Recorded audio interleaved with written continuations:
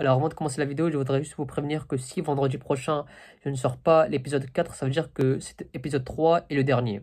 Voilà, bonne vidéo. Salut les amis, c'est Aram et bienvenue dans ce troisième épisode de Chill Moment. Aujourd'hui je vais aborder deux sujets que j'étais censé aborder dans la saison 1 de Chill Moment mais que j'ai pas pu.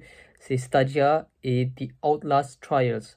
Stadia, c'est un truc que j'ai découvert l'année dernière, donc pendant les grandes vacances, alors qu'il est en vente depuis le 19 novembre 2019. Je suis sûr que beaucoup d'entre vous ne savent pas c'est quoi Stadia. Alors Stadia, c'est une plateforme de jeux vidéo à la demande conçue par Google permettant de jouer à des jeux vidéo AAA sur toutes sortes d'appareils comme un ordinateur ou un Chromecast. Alors je n'étais même pas au courant de cette plateforme jusqu'à ce que je regarde le gameplay de Assassin's Creed Valhalla qui est pour moi le pire assez pour le moment. Vous savez, tout à la fin, ils mettent, comment dire, les consoles tout en bas avec PS5, PS4 et tout ça. C'est là que, en fait, j'ai remarqué qu'il y avait écrit Stadia. Du coup, je me suis interrogé ce que c'était et tout ça. Et voilà, j'ai trouvé ce que c'était. La manette, elle ressemble à ça.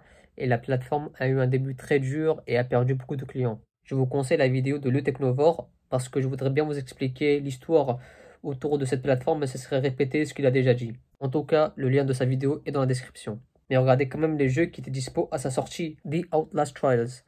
Alors, j'ai déjà joué à un certain jeu d'horreur comme Resident Evil Village et aussi Outlast Trinity qui constitue le premier Outlast avec son DLC, mais aussi le deuxième opus que j'ai pas pu finir parce que de une en fait je ressentais pas comment dire l'univers et l'ambiance par le scénario du premier opus, même au niveau du gameplay et tout ça, même si ça a été, comment dire, ils ont amélioré le gameplay, ça au moins c'était un point positif, mais comment dire, aussi, j'avais l'impression que le jeu, il était méga long au niveau du scénario et tout ça, et l'expérience horrifique, à un moment donné, comment dire, à un moment donné, comment dire, le scénario, j'avais l'impression que le jeu, il était tellement long que j'avais peur constamment, à chaque fois, je me disais quand est-ce que ça allait finir, du coup, à un moment donné, j'ai dit stop, ça y est, je peux pas finir, à chaque fois, comment dire, à chaque fois, j'ai peur, et j'ai plus finir le truc parce que j'avais l'impression que c'était méga trop long. Passons maintenant à ce jeu next-gen qui a attiré mon attention.